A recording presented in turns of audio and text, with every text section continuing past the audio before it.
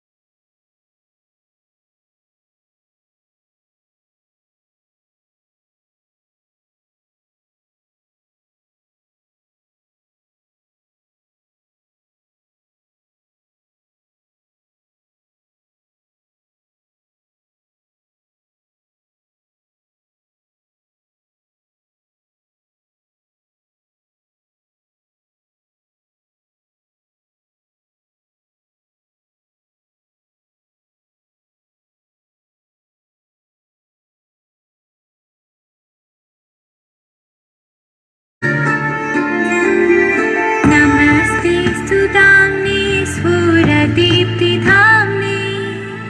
त्वदीयौदरायात विश्वस्य दाम्ने नमो राधिकायै त्वदीयप्रियायै नमो अनन्तलीलाय देवाय तुभ्यं नमामीश्वरं सच्चिदानन्दम्।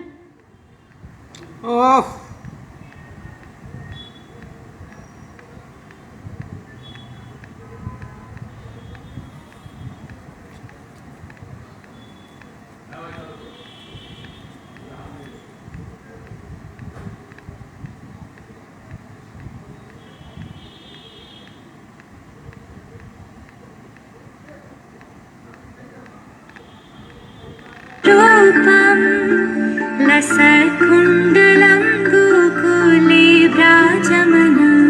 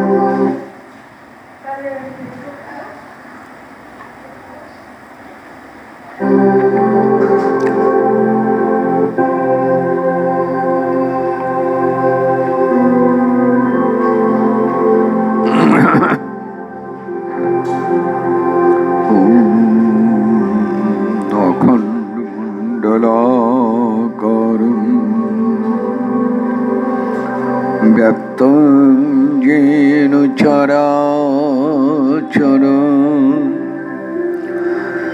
তৎপদম দর্শিতং येन তস্मै শ্রী গুরবে নমঃ। বন্দেऽহং শ্রী গুরুর্শ্রীযুতপদকমলम्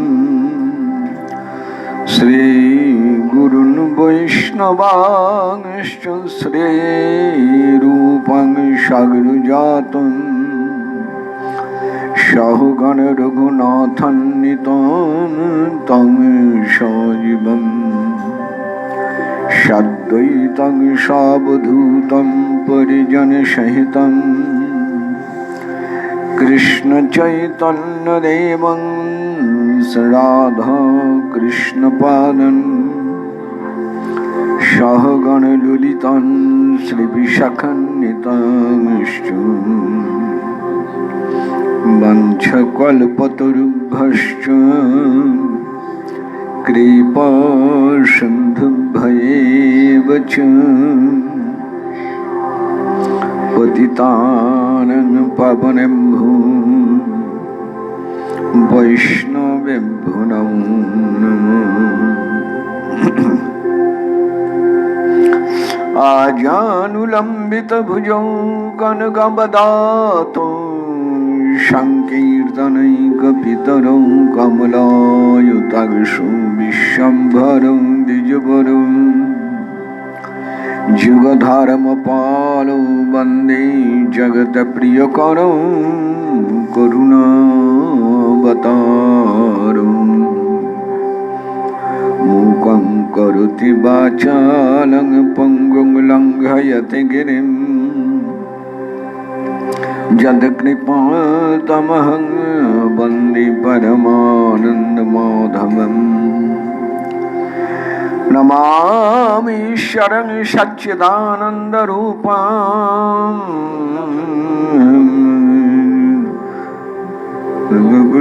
विराजमानं यशोदाभिउलिखलब्धावमानं परामृष्टमत्तं ततो दुर्गपरुदन्तं मुहुरनेत्रयुग्मं मृजन्तं करं भुजयुग्मेन शातङ्कनित्यं मुशासकं पत्रिडखङ्गकण्ठस्थितग्नैव दामोदरं भक्तिपथामिते दृगशालिलाभिरानन्दकुञ्जे सघोषं निमज्जन्तमख्यापयन्तम् तदेषु तज्ञेषु भक्तिर्जुतत्तं पुनः प्रेमस्तत्तं शतावृत्ति वन्दे परं देवमुक्षं नमक्षापतिं वनचन्नं वृणहं वर्षादपीहम् इदं ते वपुरनाथ गोपालबालं सदा मे मनस्या विरस्तां किमन्यैदं ते मुखं भुजमभक्तनीलरिवृतं कुन्तलस्निग्धरक्तस्य गोप्पां मुहुश्चुम्बितं बिम्बरक्ताधरं मे मनस्या विरस्तामलं लक्ष्यलाभम्।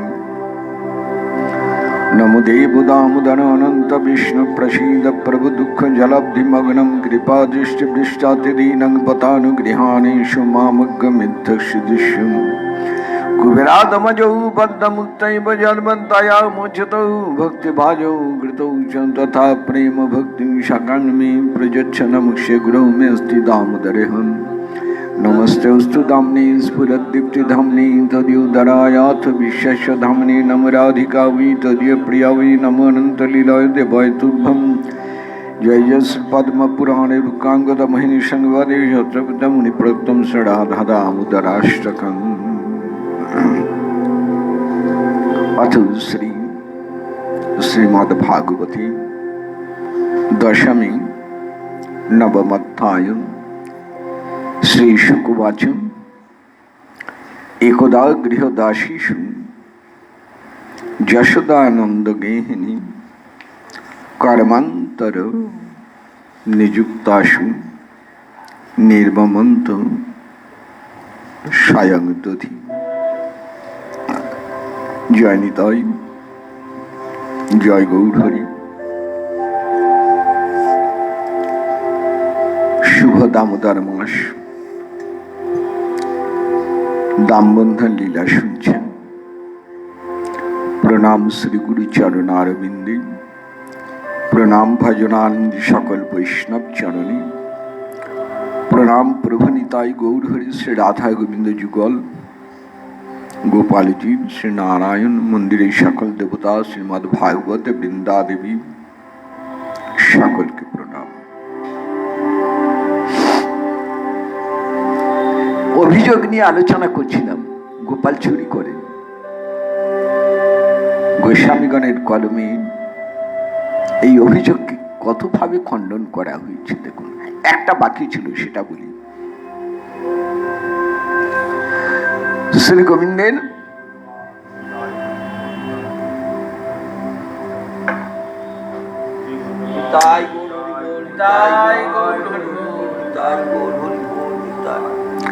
শ্রী গোবিন্দের ব্রজলীলার কারণটা কি, এইটা আগে বুঝে নিতে হবে।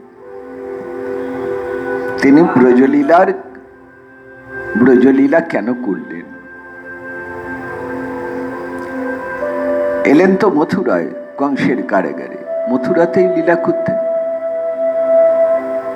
কিন্তু জন্মের পরক্ষণেই তার ব্রজে আগমন, গোকুলে আগমন, এবং 10 বছর 10 মাস বৃন্দাবনের স্থিতি। তার মধ্যে কত লীলা। এখানে একটা কথা মনে রাখবো, আমরা যে বছরগুলো বলছি, ধরছি, এগুলো আমাদের লোকজগতের হিসেব, বৃন্দাবনের হিসেব নয়। সেখানে আমাদের লোকজগতের কোনো হিসেব চলে না, অচল। মূল প্রশ্নে ফিরে যাই, ব্রজলীলার কি প্রয়োজন ছিল? এখানে বুঝুন, ভগবান লীলা করেন দুইটা কারণে লীলা করেন। কালকে থেকে এই আলোচনা শুরু করেছি, পরশু থেকে আলোচনা শুরু করেছি, কালকেও বলেছি, আজকে শেষ অংশটি শুরু। কেন লীলা করেন? ওই একটাই সূত্র, রসিক শেখর কৃষ্ণ পরম করুন।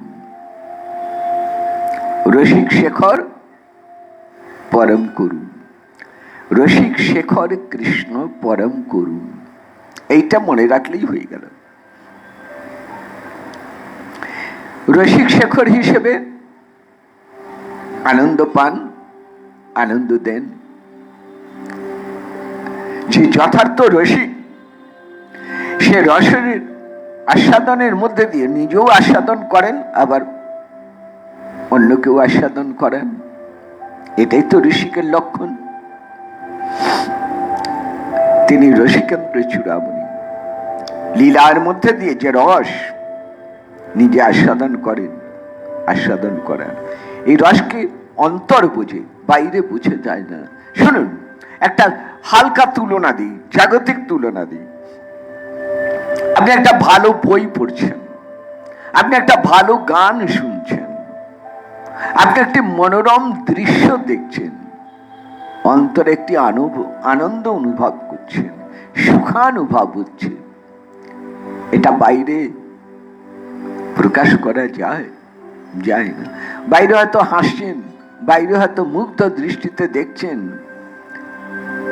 তাতে বোঝা যাচ্ছে আপনার খুব আনন্দ হচ্ছে, সুখ হচ্ছে। কিন্তু সেই রসকে বাইরে এনে দেখাতে পারেন? পারেন না। এইখানে ভগবানের, শ্রী গোবিন্দের এক অপূর্ব শক্তি। তিনি নিজেও আনন্দ পান, আবার লীলার মধ্যে দিয়ে আনন্দ দেন। ধরুন একটি নাটক অভিনয় হচ্ছে, নাটক অভিনয়তে যিনি অভিনয় করছেন তিনিও আনন্দ পাচ্ছেন, যারা দেখছেন তারাও আনন্দ পাচ্ছে। আবার যাদের নিয়ে অভিনয় করছেন তারাও আনন্দ পাচ্ছেন। এই সামগ্রিক আনন্দ, তিনটা পক্ষ তো, অভিনেতা নিজে, অভিনেতার সহ অভিনেতা যারা, আর অভিনয় দর্শন করছেন দর্শক মন্ডলী, তাহলে 3 পক্ষ দাঁড়াচ্ছে। 3 পক্ষই আনন্দ লাভ করছেন। যদি অভিনয় সুন্দর হয়, নিখুঁত হয়, যথাযথ হয়, তাহলে যিনি অভিনয় করছেন তিনি আনন্দ পাবেন, তার কাছে অভিনয়টা যান্ত্রিক বলে মনে হবে না। তার সহ অভিনেতারাও আনন্দ পাবেন, আবার যারা দেখছেন তারাও আনন্দ পাবেন। গোবিন্দের লীলার এটাই হচ্ছে সূত্র। তিনি নিজে আনন্দ পান, যাদের নিয়ে লীলা করেন তারা আনন্দ পান, আবার পরবর্তীকালে যারা লীলা দর্শন করেন, ধ্যানাবস্থিত তদ্গতেন মনসা পশ্যন্তি জং যোগিনো, যারা ভজন করতে করতে লীলা দর্শন করেন তারাও আনন্দ পান চিরকালের জন্য। এই আনন্দের সীমা নেই, শেষ নেই। তাই তিনি রসিক শেখর। দ্বিতীয় স্বাভাবিক কৃষ্ণ, তিনি পরম করুণ। তিনি লীলা করেন আর মনে মনে ভাবছেন আমার লীলা দর্শন করে যেন মানবের জীবের মঙ্গল হয়, জীবের কল্যাণ হয়। সকলের কল্যাণ সাধনের জন্যেই, সকলের মঙ্গল সাধনের জন্যেই তার লীলা। তাহলে দুইটা উদ্দেশ্য ব্রজলীলার, এই প্রধান দুইটা উদ্দেশ্য। যাদের নিয়ে এসেছেন তাদের সুখ বিধান করবেন, তাদের আনন্দ দেবেন তিনি। এই জায়গাটা দিয়ে আলোচনা শুরু করছি। যাদের সাথে নিয়ে এসেছেন, যারা এসেছেন, মা বাবা, ব্রজ মায়েরা, গাভী বাছুর, ব্রজের মায়েরা, সখাগণ, সখীগণ, ব্রজের ছোট্ট একটা ঘাস, যাদেরই এনেছেন, গোলক থেকে যাদের ভুলোকে নিয়ে এসেছেন, একটাই উদ্দেশ্য, সবাই যেন আনন্দ পান। দেখুন, একটা যুক্তি দিই। মাখন চুরি করেছেন, নবনীত চুরি করেছেন গোপাল। নন্দের ঘরে তো অভাব ছিল না, কিছু কম ছিল না। নবলক্ষ গাভী যার ঘরে, তার ঘরে মাখনের অভাব। তিনি ইচ্ছে মতন খেতে পারেন, বিলাতে পারেন, যা খুশি করতে পারেন। কিন্তু গোপাল মনে মনে ভাবছেন আমি তো শুধু নন্দ বাবার একা নই, আমি তো শুধু নন্দের নই, আমি যে সমস্ত ব্রজবাসীর নিজের ধন। কি কথা দেখুন! নন্দ যশোদার পুত্র বটে, কিন্তু প্রীতি ভালোবাসার কারণে আমি সমগ্র ব্রজবাসীর নিজের পুত্রের, সবাইকে আমি সুখ দান করব। আলো, সূর্য যেমন সবাইকে আলো বিতরণ করেন, ঘরে একটা প্রদীপ জ্বাললে সেই প্রদীপের আলো যেমন ঘরে সব জায়গায় ছড়িয়ে যায়, এই রকম গোপাল চাইলেন আমি নন্দ যশোদার ঘরে থাকলেও আমার ব্রজবাসী সবাইকে আমি আনন্দ বিতরণ করব, সবাইকে সুখী করব। তাই সবার মনোবাসনা পূর্ণ করার জন্যই তাদের ঘরে তিনি যেতেন, তাদের মনোবাসনা পূর্ণ করার জন্যই তিনি চুরি করেছেন। আমরা যাকে চুরি করা বলি, সেই নিন্দার কর্মটি তিনি করেছেন। আসলে এটাও কিন্তু ব্রজমায়েরা চাইতেন যে গোপাল এসে যেন চুরি করে নিয়ে যায়। এই ভাব, এই প্রীতি।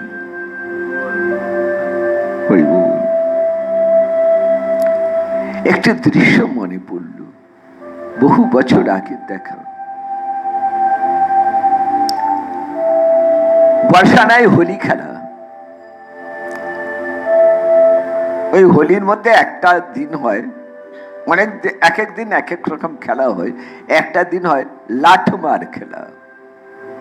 নন্দগ্রাম থেকে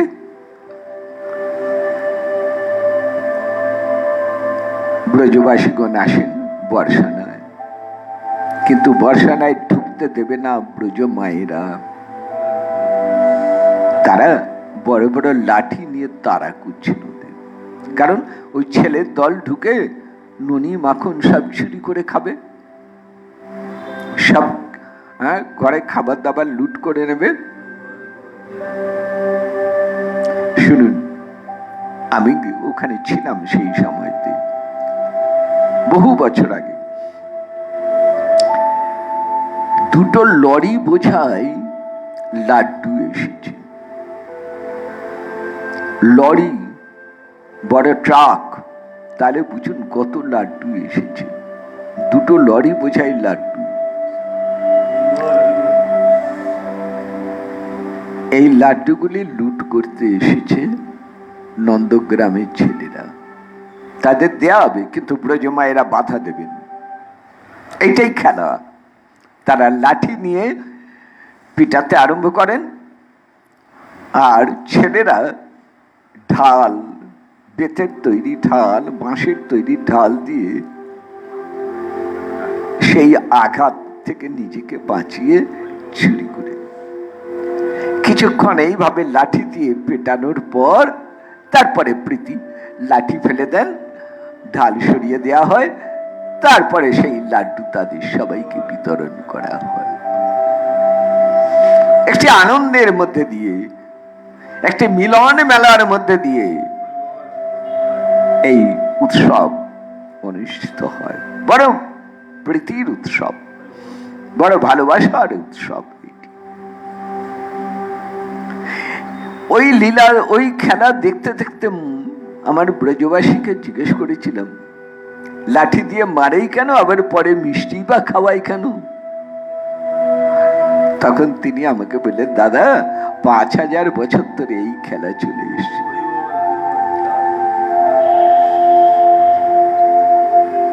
ব্রজবাসীরা চান, ব্রজ মায়েরা চান গোপাল যেন আসে। ভগবান নিজে থেকে কোথাও যান না, বারবার করে এই কথা বলেছি, ভাগবতে বলা হয়েছে কথাটা। তিনি নিজে থেকে কোথাও যান না, কেউ ডাকলে তবেই যান। তাকে ডাকছেন ব্রজ মায়েরা। দুধ গো দহন করার সময় ডাকেন, দুধ জাল দেবার সময় ডাকেন, দই পাতার সময় ডাকেন, দধি মন্থন করার সময় ডাকেন, মাখন তুলে রাখার সময় ডাকেন। সব সময় তারা ডাকছেন। তাদের সুখ বিধানের জন্য তিনি যাচ্ছেন। তারা চাইলেন সরাসরি দেব না, চুরি করে নিতে হবে। আমরা মারবো, আমরা তারা করব, তুমি চুরি করে নিয়ে পালাবে। সেই খেলা আজও বর্ষানায়। 5000 বছর ধরে এই সংস্কৃতি,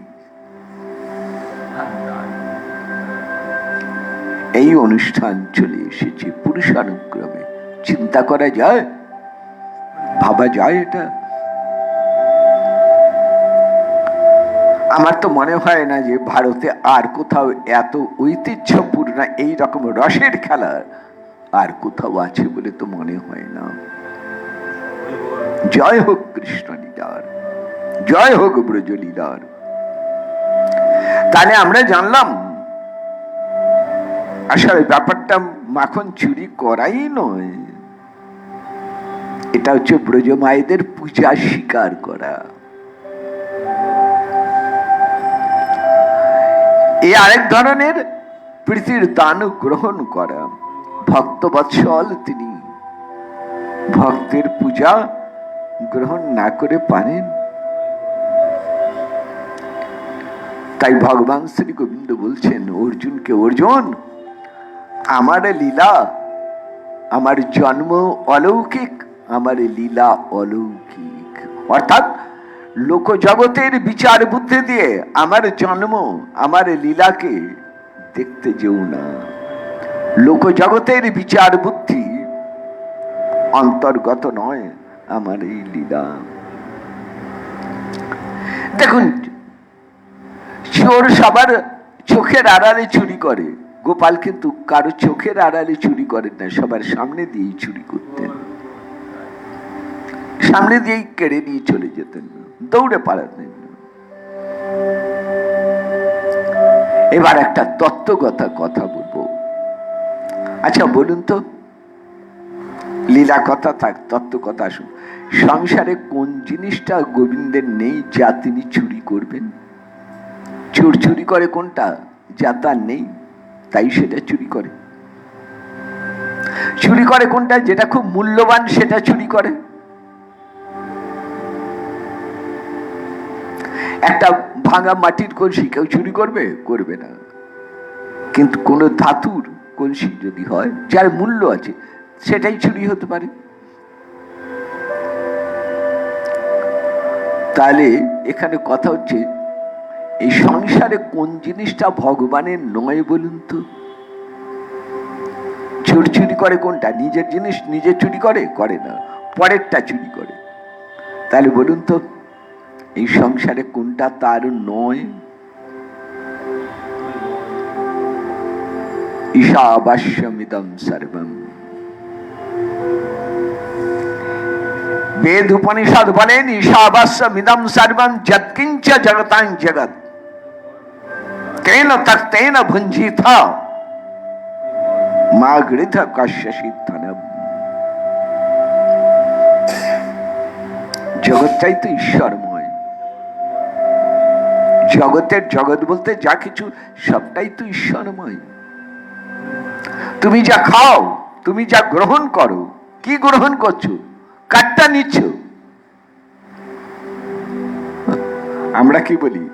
আমি আমার উপার্জনের পয়সায় খাই, আমি আমার খাটনির পয়সায় খাই, তর্কের খাতিরে বলি।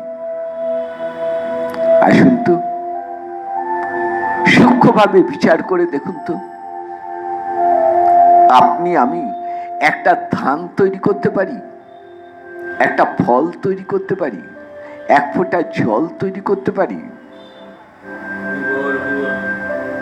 পারি না। সব প্রকৃতি তৈরি করে দেয়। আমার এক বন্ধুর সঙ্গে এই নিয়ে বিতর্ক ছিল। বন্ধু বলেন, আমরা জল তৈরি করি। আমি বললাম, কি দিয়ে জল তৈরি করো? বলে, দুটো হাইড্রোজেনের সঙ্গে একটা অক্সিজেনকে মিলিয়ে বিস্ফোরণ ঘটিয়ে আমরা জল তৈরি করি। এর মধ্যে ঈশ্বর কোথায়? আমি বললাম, বন্ধু একটু গভীরে যাও, উপর উপর দেখলে তাই মনে হয়, কিন্তু গভীরে যাও। হাইড্রোজেনটা পেলে কোথায়? অক্সিজেনটা পেলে কোথায়?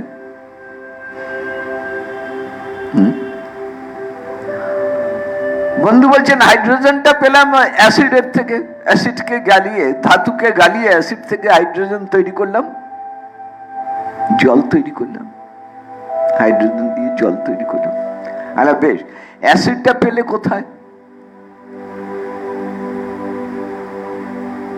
প্রকৃতির থেকে নিলে তো। দেখো, উপাদানগুলি কিন্তু প্রকৃতি দিচ্ছে, তুমি শুধু উপাদানগুলিকে বিশ্লেষণ করছো বা মিলিয়ে দিয়ে নতুন করে তাকে প্রকাশ করছো মাত্র। আজ পর্যন্ত বিজ্ঞান, আমরা মুখে বলি বিজ্ঞান আবিষ্কার করেছে, কিন্তু বিজ্ঞান সত্যি কি কিছু আবিষ্কার করতে পেরেছেন? তৈরি করতে পেরেছেন কিছু? না। প্রকৃতির দানকেই রূপান্তর ঘটাচ্ছেন বিজ্ঞান। ভালো করে বুঝুন, প্রকৃতি যেগুলো দিচ্ছেন সেই মৌলিক উপাদানগুলোরই রূপান্তর করছেন বিজ্ঞান। জয় হোক বিজ্ঞানের। কিন্তু প্রকৃতির মূল উপাদান তৈরি করতে পারেন বিজ্ঞান? পারেন না।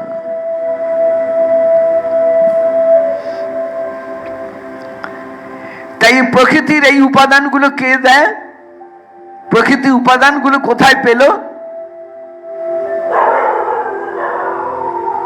প্রকৃতির মূল উপাদান পাঁচটা। ক্ষিতি, অপ, তেজ, মরুদ্গম।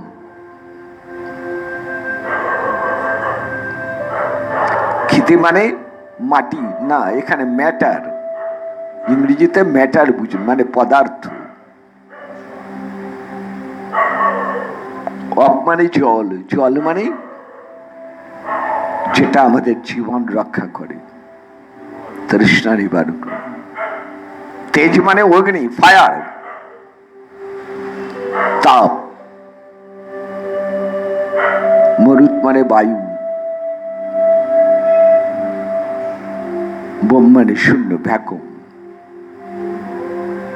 এই পাঁচটা প্রকৃতির সৃষ্টি। আরো তিনটা যায় প্রকৃতি। গীতা পড়ুন, জানবেন প্রকৃতি আরো তিনটা জিনিস দিচ্ছে। কি দিচ্ছেন? মন, বুদ্ধি, অহংকার।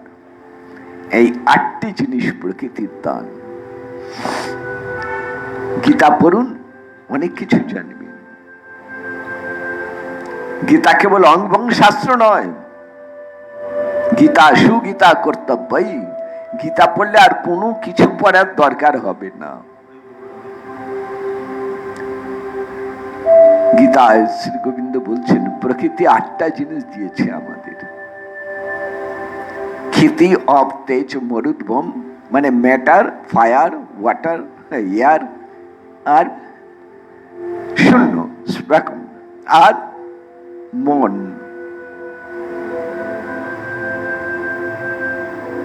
যাকে চোখে দেখানো যায় না। ম্যাটারকে চোখে দেখবেন, ফায়ারকে চোখে দেখবেন, ওয়াটারকে চোখে দেখবেন, এয়ারকে অনুভব করবেন, শূন্যতা অনুভব করবেন, কিন্তু মন ক্রিয়াটা বুঝবেন, চোখে দেখা যায় না। আবার মনকে চালনা করছেন বুদ্ধি, একটা ইন্টেলিজেন্সি, একটা কনসাসনেস, একটা চেতনা। সেই চেতনা সুগভীর ভাবে বুঝাচ্ছেন আমি, অহংকার। এটা অহংকার নয়, অহংকার। আমি আমি আমি আছি, আমি আছি, আমি আছি, অহম বোধ। এটা প্রকৃতি বোঝাচ্ছে। প্রকৃতি আটটা জিনিস আপনাকে দিয়েছে। এইবার বলি এই আটটার একটা তৈরি করুন তো আপনি। পৃথিবীর সব থেকে বড় বিজ্ঞানীকে বলুন এই আটটা জিনিসের একটা তৈরি করুন। একটা। ক্ষিতি, অপ, তেজ, মরুদ্গম, মন, বুদ্ধি, অহংকার। এর একটা জিনিস তৈরি করুন তো, পারবেন না। প্রকৃতি পারে। প্রকৃতি কোত্থেকে পাচ্ছে? হ্যাঁ, এখানে একটা কথা, প্রকৃতি কোত্থেকে পাচ্ছে? ঘরের গিন্নি খরচা করছেন, বাজারের পয়সা, মুদি দোকানের ধোপা নাপিতের পয়সা মেটাচ্ছেন, গিন্নিমা দিচ্ছেন। কোত্থেকে দিচ্ছেন? কর্তার থেকে নিয়েই দিচ্ছেন। রামকৃষ্ণ দেবের দৃষ্টান্ত থেকে বলছি। কর্তা নিজে দিচ্ছেন না, গিন্নিমাকে দিয়ে সব করাচ্ছেন। কর্তা হচ্ছেন শ্রী গোবিন্দ। নিজে কিছু করছেন না, তিনি সব দিকে লক্ষ্য রাখছেন, সব দেখছেন, নির্দেশ দিচ্ছেন, কিন্তু ক্রিয়াশীলা প্রকৃতি। প্রকৃতি কি দিচ্ছেন? গোবিন্দ যা দিচ্ছেন তাই দিচ্ছেন। তাহলে এবার বলুন এই সংসারে আপনি আমি যা পাচ্ছি, যা দেখছি, যা ভোগ করছি, এগুলো কে দিচ্ছেন? শ্রী গোবিন্দ দিচ্ছেন। যারা মহৎ, যারা ভজনশীল, যারা চেতনা, যাদের জাগ্রত, তারা জানেন এই সংসারে যা কিছু আমি ভোগ করছি সবকিছু তেন তাক্তেন ভুঞ্জিতা। তুমি যা কিছু ভোগ করছো তিনি দিচ্ছেন, তুমি ভোগ করছো। তিনি জল দিয়েছেন, তুমি ভোগ করছো। তিনি আগুন দিয়েছেন, তুমি ভোগ করছো। তিনি বস্তু দিয়েছেন, তুমি ভোগ করছো। তিনি বাতাস দিয়েছেন, তুমি ভোগ করছো। তুমি ভোক্তা, তিনি দাতা।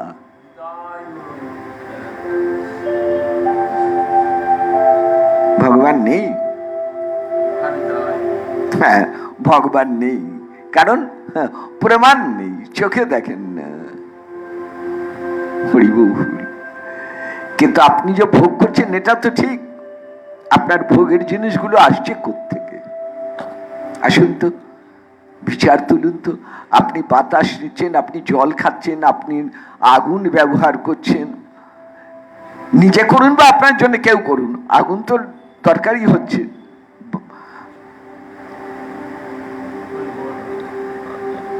এই যে জগতে যা কিছু আপনি ভোগ করছেন আপনাকে দিচ্ছে কি? কোত্থেকে দিচ্ছে? কোত্থেকে আসছে এগুলো? আপনি নিজে নিজে। সূর্য আলো দিচ্ছে, চাঁদ আলো দিচ্ছে, মেঘ বর্ষণ করছে, ফসল তৈরি হচ্ছে, এই যে প্রকৃতির একটা ক্রিয়া যজ্ঞ চলছে, অনুষ্ঠান চলছে আপনার জন্য আমার জন্য, আমরা ভোগ করছি। কে দিচ্ছেন? কোত্থেকে আসছে এগুলো? গীতায় শ্রী গোবিন্দ বলছেন আমি দিচ্ছি, আমি দিচ্ছি, আমি ভালো দিচ্ছি, আমি যেটা খারাপ হলো তাও দিচ্ছি। আমি অমৃত দিয়েছি, আমি বিষ দিয়েছি, আমি জীবন দিয়েছি, আমি মৃত্যু দিয়েছি, আমি দিন দিয়েছি, আমি রাত দিয়েছি, আমি সুখ দিয়েছি, আমি দুঃখ দিয়েছি, আমি ভাব দিয়েছি, আমি অভাব দিয়েছি, আমি সব দিয়েছি। কেন দিয়েছি? কেন এরকম দিয়েছি? তুমি অভাব থেকে ভাবের ঘরে আসবে, তুমি সুখের থেকে আর তুমি দুঃখের থেকে সুখের ঘরে আসবে, আনন্দের ঘরে আসবে। তুমি মৃত্যুর দিক থেকে অমৃত লোকে জীবনের দিকে আসবে। এই পথ তোমাকে বেছে নিতে হবে। এই ভগবানের পথ যে বেছে নিচ্ছেন, এইখান থেকে আরম্ভ হলো সাধনা। আর যে ভোগের পথে চলে যাচ্ছে, মনে রাখুন দুইটাই ভ দিয়ে আরম্ভ, ভজন আর ভোগ দুইটা। একটা মোড়ের মাথায় এসে দাঁড়িয়েছেন, পথ দুদিকে গেছে। এক পথ বলছে ভোগের ভোগ করো, আরেক পথ বলছেন ভজন করো। দুই পথ মেলে না, একটা উত্তরের রাস্তা, একটা দক্ষিণের রাস্তা, একটা ডান দিকের রাস্তা, একটা বাঁ দিকের রাস্তা। আপনাকে বেছে নিতে হবে আপনি কোন পথে যাবেন। যদি বলেন আমি যে পথে চিনি না, হতেই পারে, হতেই পারে সব পথ সবার চেনা নয়, চিনি না। তখন কি হয়? একজন সাথীর দরকার হয়, অভিজ্ঞ সাথী, যে পথ চেনে সেই সাথীর দরকার হয়। ধরুন আপনি এমন সাথী একজনকে পেলেন যে নিজেই পথ চেনে না, এক অন্ধ আরেক অন্ধকে পথ দেখাবে। এ কথা আমার নয়, এ কথা ধর্মরাজ যম নচিকেতাকে বলছেন, দন্দ্রম্ভ মানা পরিশান্তি মূঢ়া অন্ধে নৈব নিয়মানা যথান্ধা। তাহলে চাই কেমন? এমন একজনকে চাই যে আমায় সঠিক পথে, আমার মঙ্গলের পথে, আমার কল্যাণের পথে আমাকে পরিচালিত করবেন। তার নাম গুরু। অর্থাৎ শ্রী গোবিন্দ নিজেই গুরু রূপে এসে হাত ধরে ভোগের থেকে ভজনের পথে নিয়ে যান। কেন গুরুকরণ করি আমরা, এটা বুঝে নিন একটু। গুরুকরণ লোক দেখাবার জন্য নয়, সম্প্রদায়ের দল বাড়াবার জন্য নয়, গুরুকরণ করা ভজনের পথ ধরার জন্য। তাই কথাই হচ্ছে আশ্রয় করিয়া বন্ধু শ্রী গুরু চরণ, যাহা হইতে মিলে ভয় কৃষ্ণ প্রেমধন। ফিরে যাই আবার কথা, তাহলে এই সংসারে যা কিছু দেখছেন সব কার? জানেন, একটা ছোট্ট তুলনা দিই। আমার সেই বিজ্ঞানী বন্ধুকে বলেছিলাম একটা টাকা দাও, পকেট থেকে একটা টাকা বার করো তো। ও খেয়াল করেনি, প্রথমে একটু হতচকিত হলো, হঠাৎ আমি একটা টাকা চাইবো তার কাছে, বুঝতে পারিনি। আর টাকা মানে দাও না, একটা টাকা পকেটে থাকলে বার করো না। তাড়াতাড়ি করে পকেট থেকে একটা টাকা বার করে দিলে, এই টাকাটা হাতে নিয়ে বলেন, বন্ধু টাকাটা কার? কেন আমার? তোমার? ঠিক করে বলে টাকাটা কার? ঠিক করে বলে এই টাকাটা কার? এই টাকাটা দিয়ে তুমি খরচ করতে পারো, তোমার প্রয়োজন মেটাতে পারো, কিন্তু আমি বলছি টাকাটা তোমার নয়, টাকাটা রাষ্ট্রের। এই টাকাটা রাষ্ট্রীয় সম্পত্তি, এটা তোমার নয়। তুমি পরিশ্রম করেছো, রাষ্ট্র তোমাকে পরিশ্রমে তোমার জীবিকা অর্জনের জন্য তোমাকে এটা ব্যবহার করতে দেওয়া হয়েছে, এটা তোমাকে ব্যবহার করতে দেওয়া হয়েছে, কিন্তু তার মানে এটা নয় এটা তোমার সম্পত্তি হয়ে গেছে, তা কিন্তু না, এটা রাষ্ট্রের সম্পত্তি। রাষ্ট্র ইচ্ছে করলে এই টাকাটাকে বাতিল করে দিতে পারে। ওই যে কিছুদিন আগে নোট বাতিল হয়ে গেল, আপনি পারলেন? আপনার ক্ষমতা হলো সেই পুরনো টাকাকে এখন চালাতে পারবেন? হবে না, কারণ ওটা রাষ্ট্রীয় সম্পত্তি। তেমনি জগতে যা কিছু থাকে সব গোবিন্দের সম্পত্তি, তিনি দেন, আমরা ভোগ করি। আর আমরা মিথ্যে বলি এ আমার অর্জিত সম্পদ, এই আমার আমার স্বামী, আমার স্ত্রী, আমার পুত্র, আমার অর্থ, আমার সম্পদ, আমার দেহ, আমার বিদ্যা, আমার জ্ঞান। ভুলে যাই এই সব কিছু তার দান। তেন তেন ভুঞ্জিত। উপনিষদের মন্ত্রগুলো দেখবেন, আজকাল সে এইভাবে অনুশীলন করানোর মানুষের কাছে এই কথাগুলো তুলে ধরার মতন কেউ নেই, কেউ সেরকম ভাবে বলছেন না। তাই সাধারণ মানুষের কাছে আমাদের শাস্ত্রের এই মূল বাক্যগুলি অধরা থেকে যাচ্ছে, অশ্রুত থেকে যাচ্ছে। তাহলে এই সংসারে যা দেখছেন এগুলো কার?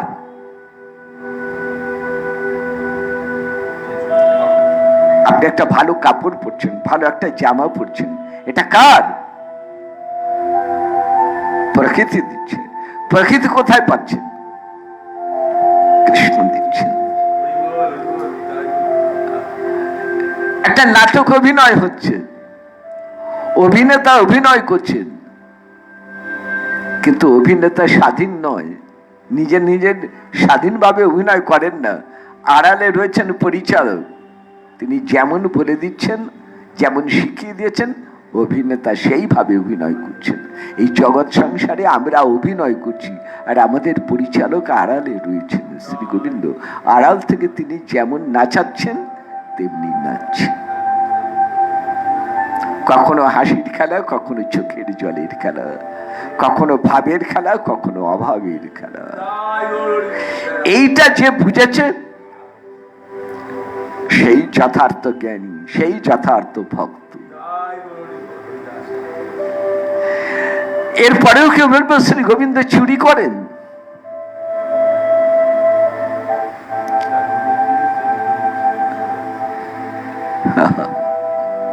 তারপর কি? তিনি চুরি করেন না, তবু আমরা বলি তিনি চুরি করেন। আমরা বলি তিনি হাসেন। কেন জানেন? ওই অনেক সময় ছোট্ট ছেলে বাবা বলেছে এটা করবি না, ওটা করবি না, বাবাকে বলছে বাবা তুমি কিছু বোঝো না। বাবা রাগ করেন না, হাসেন। তেমনি করে আমরা ভাবি, আমরা যাই করি না কেন আমরা ভগবান থেকে বেশি চালাক, বেশি চতুর। আমরা যাই বলি ভগবান কিন্তু হাসেন। তিনি তার মুখের দিকে তাকান, দেখবেন সব সময় হাসি মুখ তার। তিনি হাসছেন। কেন হাসছেন? না আমাদের ওই শিশু সুলভ চপলতা দেখে, আমাদের এই মিথ্যাচার গুলো দেখে, আমাদের এই অজ্ঞতা দেখে তিনি হাসেন। আরেকবার হাসেন কখন? যখন আমরা এগুলো বর্জন করে ভজন পথে এগিয়ে যাই, তখন আনন্দে আরেকবার হাসেন, দুবার হাসেন। শুনুন, ভগবান দুবার হাসেন। উপনিষদ বলছে ভগবান দুবার হাসেন। কখন জানেন? সন্তান জন্মায়, পরিবারের সবাই শঙ্খ বাজাচ্ছেন, সবার আনন্দ, মা বাবার আনন্দ, ঘরে সন্তানেরও। আড়ালে কি ফুটফুটে ছেলে হয়েছে গো, কি সুন্দর ছেলে হয়েছে, বাবা একেবারে মায়ের মতন বা বাপের মতন হয়েছে, বা বাবা সবাই প্রশংসা করছেন। হবে না এমন, মা বাবা এমন ঘরে তো এরকম ছেলে হবে, এরকম আমরা বলছি। আড়ালে দাঁড়িয়ে ভগবান হাসছেন। কেন জানেন? ওগো যা পেলে, আমার কথা তো মনে করতে পারলে না যে আমি দিয়েছি। তখন একবার হাসেন, আরেকবার হাসেন কখন জানেন? জীবনের শেষ মুহূর্ত, দেহ থেকে প্রাণ বেরিয়ে যাচ্ছে, প্রিয়জন কাঁদছেন, চলে যাচ্ছে চলে যাচ্ছে।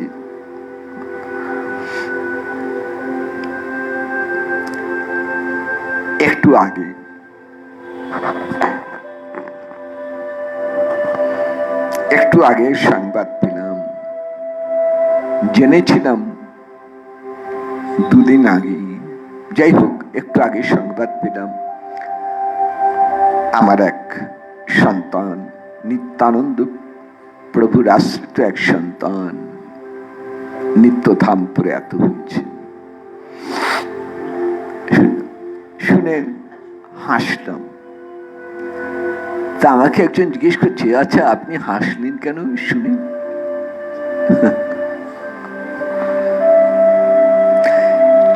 চলে গেলে সবাই তো দুঃখ করে, আহা হু বলে, আপনি হাসলেন কেন? আমি বললাম, আমি নাটকটা বুঝতে পেরেছি বলেই আমি হাসছি। তুমি নাটকটা বোঝনি তাই তুমি দুঃখ করছো। আমি নাটকটা বুঝে গেছি, সেই জন্যই হাসছি। তুমি অভিনয়টাকে সত্য বলে মনে করেছি, আর আমি অভিনয়টাকে অভিনয় বলে মনে করেই আমি হাসছি। আর শুধু আমি হাসছি না, শ্রী গোবিন্দ হাসছেন। কেন জানেন? ওই প্রিয়জন যখন হারানোর শোকেতে যখন কাঁদেন, তখন গোবিন্দ আরেকবার হাসেন। তিনি দুবার হাসেন, জন্মে হাসেন, মৃত্যুতে হাসেন।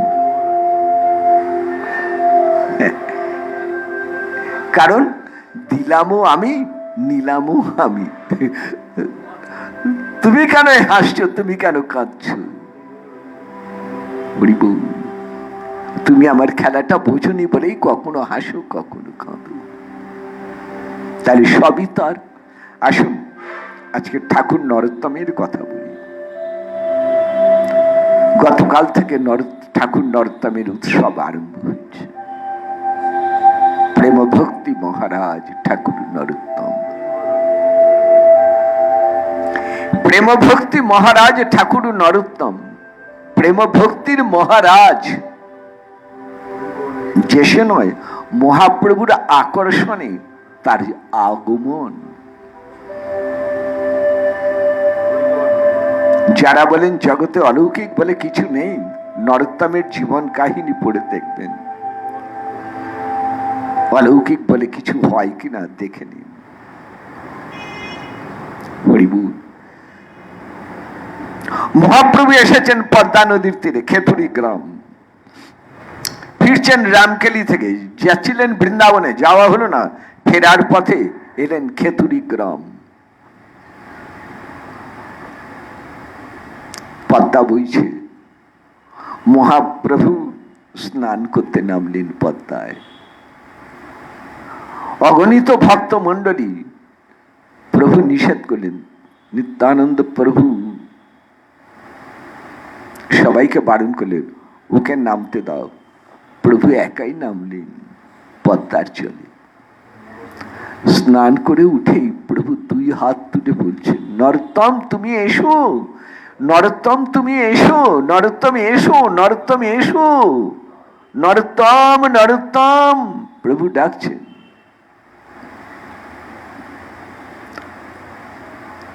জল থেকে উঠে আসতেই এক ভক্ত জিজ্ঞেস করছেন, প্রভু নরোত্তম মানে তো শ্রীকৃষ্ণ, আপনি তো শ্রীকৃষ্ণ বলেই ডাকবেন, নরোত্তম বলে কেন ডাকলেন? প্রভু বললেন, আমি শ্রীকৃষ্ণকে ডাকিনি, আমি এক ভক্তিরস পাত্রকে ডাকলাম, তার নাম নরোত্তম। আসবে, তাকে আমি জগতে নিয়ে আসছি। সে অপেক্ষা করছে আমার জন্য, আমি ডাকলে তবে আসবে। মজা দেখুন, ভক্তের ডাকে ভগবান আসেন, আবার ভগবানের ডাকে ভক্ত আসেন। ভগবান ডাকছেন, ভক্ত আসবে। শুধু তাই নয়, ভগবানের কত চিন্তা দেখুন, ভক্তের জন্য প্রেম রেখে যেতে হবে। কারণ নরোত্তম যখন আসবেন তত সেই সময় প্রভু জগতে প্রকাশ থাকবেন না। তাহলে নরোত্তম প্রেম লাভ করবে কি করে? মহাপ্রবেশে নিতাই চাঁদের কাছে হাত পারলেন, শ্রীপাদ তুমি তো প্রেমের ভান্ডারী, তুমি তো প্রেমের ভান্ডারী, অর্থাৎ প্রেম ভান্ডার তোমার দায়িত্বে, আমাকে একটু প্রেম দাও। আমি নরোত্তমের জন্য প্রেম। নিত্যানন্দ দিলেন। মহাপ্রভু প্রেম বুকে করে আবার পদ্মায় নামলেন, নেমে ডাকছেন, পদ্মাবতী প্রেম তোমার কাছে জমা রইল, গচ্ছিত রইল, নরোত্তম এলে তাকে প্রেম দিও। পদ্মাবতী বলছেন, প্রভু কে নরোত্তম চিনিব কেমনে? আমি কেমন করে চিনতে পারবো নরোত্তমকে? কারণ বৈষ্ণব চিনিতে না রে দেবের শক্তি, দেবতারাও বৈষ্ণব চিনতে পারেন না। মহাভারতে তার অজস্র প্রমাণ আছে। ভগবানকে যদিও বা চেনা যায়, ভক্তকে চেনা যায় না, বৈষ্ণবকে চেনা যায় না। ধরা না দিলে ধরার উপায় নেই। মহাপ্রভু বলে দিচ্ছেন, পদ্মাবতী একটা চিহ্ন বলে দেই, যাহার পরশে তুমি অধিক উছলিবা, সেই নরোত্তম নামে পাত্র অবশ্য জানিবা। সবাই তো আসবে স্নান করতে, কিন্তু যে তোমায় ছুঁয়ে দিলেই, যার স্পর্শতে তোমার ভেতরে আরো বেশি উদ্দামতা উচ্ছলতা বেড়ে যাবে, জানবে সেই নরোত্তম। প্রভু উঠে এলেন, আবার ফিরে যাচ্ছেন প্রভু নীলাচলের পথে। মহাপ্রভু জিজ্ঞেস করছেন একসময় নিত্যানন্দকে, শ্রীপাদ আমি তোমার কাছে যে প্রেম পেলাম, এ তো রাধা প্রেম নয়, এ তো কৃষ্ণ প্রেম নয়, এ তো গৌর প্রেম, এই যে আমার প্রেম।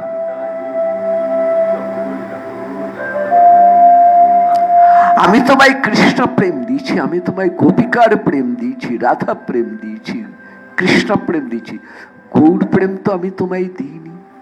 তুমি গৌর প্রেম পেলে কোথায়? ভজনের গভীরের কথাগুলো বলছি আপনাদের কাছে।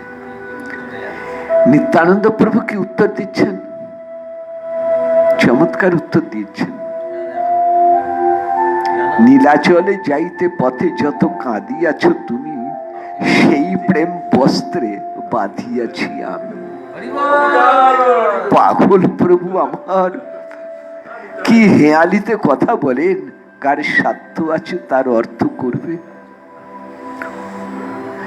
সোজা কথা, নীলাচলে যেতে, অর্থাৎ শান্তিপুর থেকে যখন তুমি নীলাচলে যাচ্ছে, যাবার পথে তুমি যত কাঁদছিলে, তখন তোমার সেই প্রেমাশ্রু, প্রেম মিশ্রিত চোখের জল আমি আমার কাপড়ে বেঁধে রেখেছিলাম। আচ্ছা বলুন দেখি, এই কথার কি অর্থ হয়?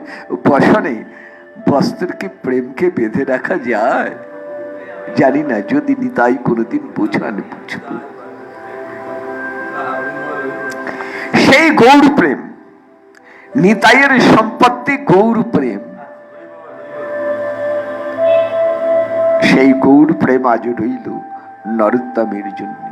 তাই নরোত্তমের প্রথম কথাই হচ্ছে, আমার গৌরাঙ্গ বলিতে হবে পুলক শরীর, হরি হরি বলিতে নয়নে বহিবে নীর। প্রথম কথাই হচ্ছে আমার গৌরাঙ্গ বলিতে হবে পুলক শরীর। আমি গৌর নাম করব গো, গৌর নামেতে আমার সর্বাঙ্গ প্রেমে পুলকিত হয়ে উঠবে। গৌরাঙ্গ বলিতে হবে পুলক শরীর। আমি প্রাণ ভরে হরিবল হরিবল বলবো, আমার দুই নয়ন ধারায় ভেসে যায় শরীর। পরক্ষণেই মনে হচ্ছে আমি যে গৌর বলবো, আমি যে হরি বলবো, কিন্তু আমায় গৌর বলাবে কে, আমায় হরি নাম করাবে কে? একটি করুণা আমাকে গৌর বলাবে, একটি করুণা আমাকে হরি নাম করাবে। সেই করুণা আর কবে নিতাই চাঁদ করুণা করিবে? কেন এটা এলো বুঝে নিন। ওই প্রথম দুটি কথাকে পূর্ণ করে দেবেন যার করুণায়, তার নাম নিত্যানন্দ প্রভু। আর কবে নিতাই চাঁদ করুণা করিবে? নিতাই করুণা করবে কখন? যখন সংসার বাসনা মোর কবে তুচ্ছ হবে, যখন সংসার বাসনাগুলো আমার কাছে তুচ্ছ হয়ে যাবে, তখনই নিতাই করুণা। পড়ুন, প্রার্থনা পড়ুন, প্রেম ভক্তি চন্দ্রিকা পড়ুন, বারবার পড়ুন, বারবার পড়ুন। প্রভু বিজয় কৃষ্ণ, প্রভু জগৎবন্ধু সুন্দর,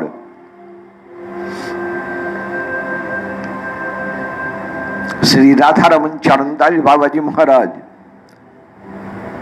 শ্রী রামদাস বাবাজি মহারাজ সবাই এক বাক্যে বলছেন, প্রার্থনা প্রেম ভক্তি চন্দ্রিকা পড়ুন। হরি বল। সিদ্ধ চৈতন্য দাস বাবাজি মহারাজ, শিশির কুমার ঘোষ এবং রাধারমন চরণ দাস বাবাজি মহারাজকে বলেছিলেন, 2 পয়সায় ভক্তি লাভ হয়। যদি রোজ ওই 2 পয়সা দিয়ে কিনে নেয়া প্রার্থনা প্রেম ভক্তি চন্দ্রিকা যদি রোজ পড়ো, ভক্তি হবে। ঠাকুর নরোত্তম অপূর্ব জীবন তার, জমিদার কৃষ্ণানন্দ রায়ের পুত্র হয়ে জন্ম। শিশুকালে নামকরণ কালে এক অদ্ভুত শাক্ত পরিবার, মায়ের ভোগ অন্ন মুখে নিচ্ছেন না, নেবেন না। এক বৈষ্ণব ছিলেন, সেখানে বললেন বিষ্ণু নিবেদিত অন্ন দিন। বিষ্ণু নিবেদিত অন্ন দিতেই গ্রহণ করেছিলেন নাকি নরোত্তম। তখনই সেই বৈষ্ণব বলেছিলেন কালে মহা বৈষ্ণব হবে। তার বাবা বললেন না, ছেলেকে আমি কিছুতেই বৈষ্ণব হতে দেব না। বৈষ্ণব হলে সংসার ত্যাগ করে চলে যায়, আমি ওকে ভোগী করব, আমি ওকে সংসারী করব, আমি ভোগ বিলাস ওকে ডুবিয়ে রাখবো। তাই করেছেন, বাড়ির বাইরে নয়, বাড়ির ভেতরেই কড়া পাহারা, সেইখানেই সব ভোগের সামগ্রী দিয়ে তাকে তৈরি করা হলো।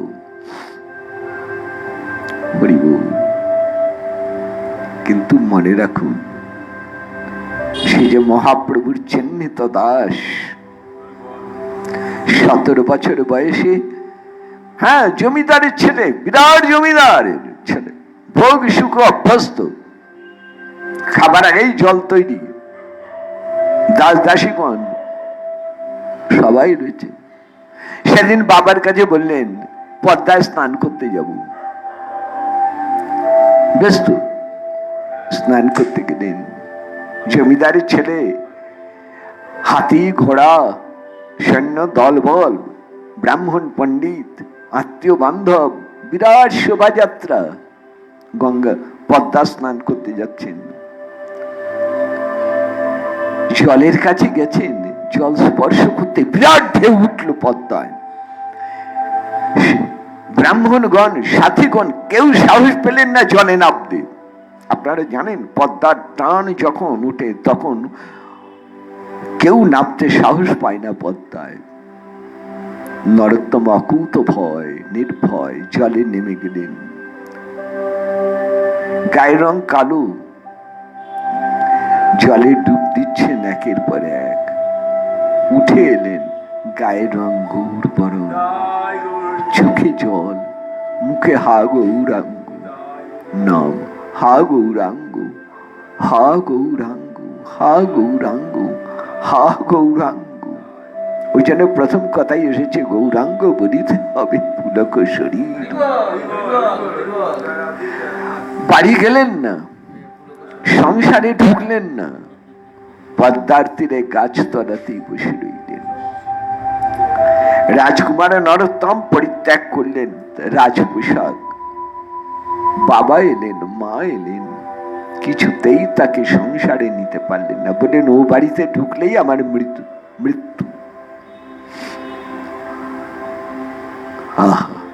গাছতলায় রইলেন। সাথী গৌর নাম। 17 বছর বয়স। মা যতদিন ছিলেন মা বলেছিলেন আমি যতদিন আছি সংসার ছাড়বি না। মায়ের পরলোক গমনের পরে নরোত্তম ছুটলেন বৃন্দাবনে, পায়ে হেঁটে, এক বস্ত্রে।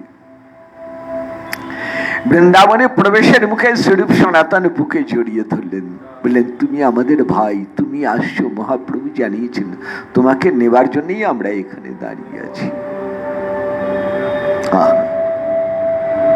শ্রীজীব গোস্বামীর কাছে শিখতে বসলেন ভক্তি শাস্ত্র গ্রন্থ। কীর্তন শিখছেন হরিদাস স্বামীর কাছে নিধু মানে বসে ভজন কীর্তন শিখছেন। আর শাস্ত্র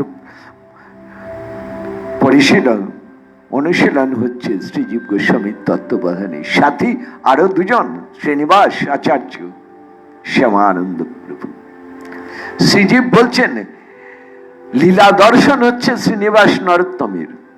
আমার জনগণ শ্রীনিবাস শ্যামানন্দের, নরোত্তম দেখতে পান না, লীলা দর্শন পান না, কারণ তার দীক্ষা হয়নি। দীক্ষা নিতে গেলেন প্রাণের টানে।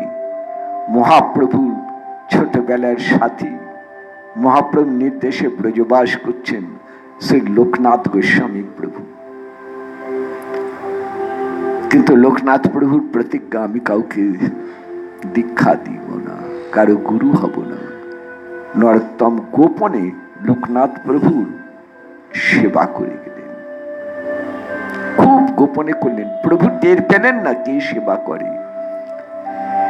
1 বছর ধরে এইভাবে গোপনে সেবা করে গেলেন। এখন বিস্তারিত বলছি না, শুধু ছুঁয়ে ছুঁয়ে যাচ্ছি। তার সেবায় মহাপ্রভুর নির্দেশে লোকনাথ প্রভু তার প্রতিজ্ঞা ভঙ্গ করে নরোত্তমকে দীক্ষা দিলেন। প্রেম ভক্তি চন্দ্রিকার তার প্রথমেই তিনি স্বীকার করেছেন শ্রী গুরু চরণ পদ্ম কেবল ভক্তি সদ্ম বন্দময়ী সাবধান শনি। আমার শ্রী গুরু চরণ কমল সকল ভক্তির আধার, সকল ভক্তি সেইখানেই জমা হয়ে আছে। ভক্তি এখানে ওখানে নেই, ভক্তি আছে আমার শ্রী গুরু চরণার।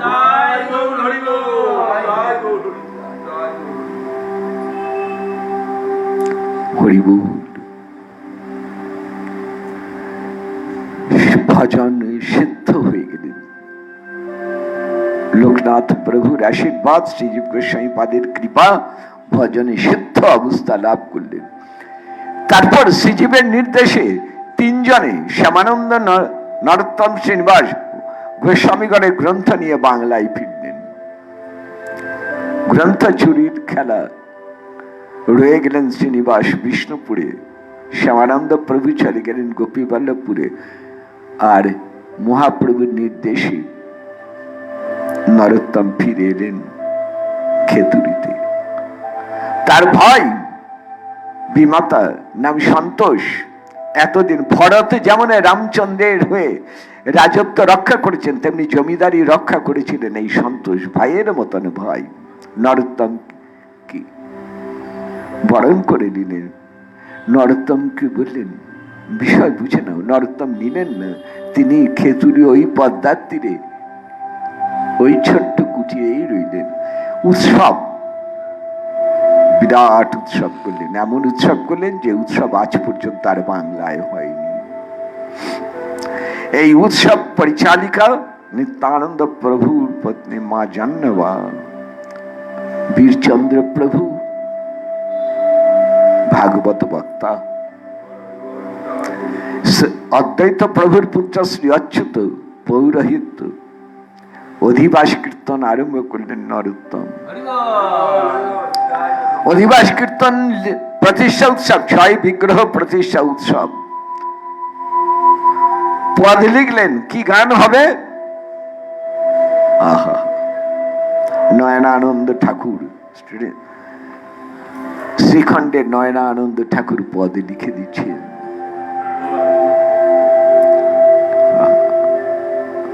ঠাকুর নরহরির মুকুন্দের রঘুনন্দনের বংশধর নয়নানন্দ ঠাকুর লিখছেন, জয় রে গোরা শ্রী সচিনন্দন মঙ্গল নটন সুঠম, আজ কীর্তন আনন্দে শ্রীবাস রামানন্দে মুকুন্দ বাসু গুণগান। প্রথমেই অধিবাস কীর্তনে প্রথম কীর্তনই হচ্ছে জয় রে গোরা শ্রী সচিনন্দন, আমার সচিনন্দন গৌর হরির জয় হোক, জয় হোক বলেই নরোত্তম ডাকছেন, এসো হা গৌর হরি, তুমি এসো, নিতাইকে নিয়ে এসো, এসো অদ্বৈত, এসো শ্রীভাস, এসো গদাধর, এসো এসো তোমরা, এসো তোমরা, না এলে কীর্তন কি করে হয়, তোমরা এসো। সেই দিন এক আশ্চর্য ঘটনা ঘটেছিল। ওই অধিবাসীর আসনে পঞ্চতত্ত্ব প্রকাশ হয়েছে। এসেছেন দ্বাদশ গোপাল, 6 চক্রবর্তী, অষ্টকবিরাজ, অষ্টগোস্বামী, 64 মহন্ত। সন্তোষী আঁকিয়ে রেখেছিলেন একটি প্রাচীন চিত্রপট, যা আমাদের মন্দিরে ওই প্রথম অনুলিপি, ওই প্রথম 64 মন্ত্রের ভোগ মহোৎসবের দিন। অধিবাস হলো, পরের দিন একাদশী নাম সংকীর্তন হলো, পঞ্চতত্ত্ব রয়ে গেলেন মন্দিরে, পরের দিন মহোৎসব, 64 মন্ত্রের ভোগ হলো, ওই সর্বপ্রথম। এমন উৎসব বাংলায় আর হয়নি, আর হবে না। সেই নরোত্তম পরবর্তীকালে অগণিত শিষ্য ভক্ত মন্ডলী সবাইকে গৌর নাম প্রেমে ডুবিয়ে দিলেন, ভজনে ডুবিয়ে দিলেন। অপূর্ব গ্রন্থ প্রার্থনা প্রেম ভক্তি চন্দ্রিকা, যার প্রত্যেকটা অক্ষরে অক্ষরে তার পূর্ণ কৃপা শক্তি সঞ্চারিত, যা পড়লেই ভক্তি লাভ হবে।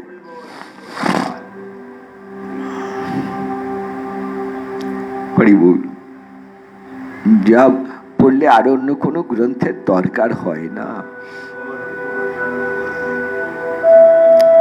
তার প্রিয়তম 2 শিষ্য, তার মধ্যে অন্যতম শ্রী গঙ্গা নারায়ণ চক্রবর্তী পাদ, জীবনের শেষ মুহূর্ত আসন্ন, পদ্মায় স্নান করতে নামলেন। শিষ্যকে বললেন, গা মেজে দাও, গা ঘষে দাও। গঙ্গানারায়ণ চক্রবর্তী এবং আরেকজন গা মেজে দিচ্ছেন। নরোত্তমের প্রিয় বান্ধব ছিলেন শ্রী রামচন্দ্র কবিরাজ, শ্রীনিবাস আচার্য প্রভুর শিষ্য। গা মেজে দিচ্ছেন আর দেখছেন ধীরে ধীরে ধীরে ধীরে যেমন দুধ জলের মধ্যে ঢেলে দিলে জলের মধ্যে মিশে যায়, তেমনি করে গোটা নরোত্তমের দেহটাই পদ্মার জলেতে মিশে গেল। কেমন দেহ, রক্ত মাংস হাড় মজ্জা বস্তু কিছু নেই। গ্রন্থে লিখছেন, দুগ্ধ প্রায় মিলাইলা জলের ভিতরে, জলের মধ্যে দুধ ঢেলে যেমন মিশে যায়, তেমনি করে পদ্মার জলেতে নরোত্তম মিশে গেলেন।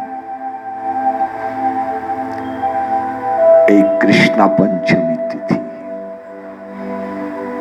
নরোত্তমের তিরুভাব তিথি।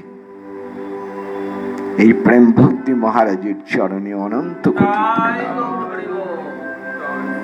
তার কৃপা হলে নিতাই গৌর নামে নিষ্ঠা আসে, ভক্তি আসে। যেমন কৃষ্ণ নাম করতে গেলে গুরু কৃপার প্রয়োজন, তেমনি নিতাই গৌর নাম করতে গেলে নরোত্তমের কৃপা প্রয়োজন। আমরা আজকের এই পরম পবিত্র তিথিতে তার চরণে এই কৃপা শক্তি সর্বান্তঃকরণে প্রার্থনা করে রাখছি। নিতাই গৌর হরি বল, নিতাই গৌর হরি বল, নিতাই গৌর হরি হরি বল। আজ এই পর্যন্ত। হ্যাঁ, এরপরে আগামী অষ্টমী তিথি শ্রী রাধাকুণ্ড স্নান। অষ্টমী তিথি কালকে মধ্যরাত্রিতে, আগামীকাল মধ্যরাত্রিতে শ্রী রাধাকুণ্ড স্নান। কালকে ইচ্ছে রইল শ্রী রাধাকুণ্ড মহিমা একটু আস্বাদন করার। কুণ্ডেশ্বরীর কৃপা হলে আস্বাদিত হবেন। আজকে ভাগবতী কথার তারে এখানেই বিরাম রইল। জয় নিতাই, জয় গৌর হরি, জয় শ্রী রাধা বল্লভ।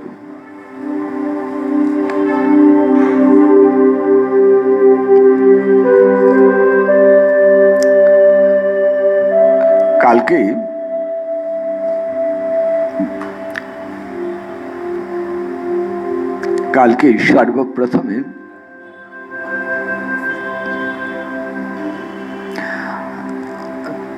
তাহলে পাঠের পর কালকে আমার ভাগবতী কথার পরে শ্রীমান গৌরহরি শ্রী রাধাকুণ্ড শ্রী রাধারানীর বিষয়ে আপনাদের কাছে কিছু বলবেন। আগামীকাল তাহলে দুটি পাঠ, প্রথমে আমার পাঠ হবে, তারপরে শ্রীমান গৌরহরি আপনাদের পাঠ শোনাবেন। জয় রাধে।